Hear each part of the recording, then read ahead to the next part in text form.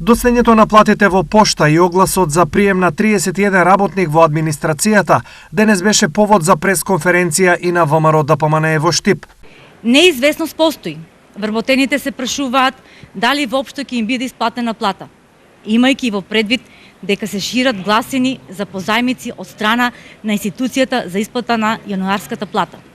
За да биде трагедијата поголема, институцијата распиша оглас за пополнување на 31 работно место за тековната 2023 година за домување на административни партиски војници на ДУИ и СДС на подобри позиции, со што дополнително се зголемува и оптоварува буџетот за плата на веќе прогласениот државен загубар.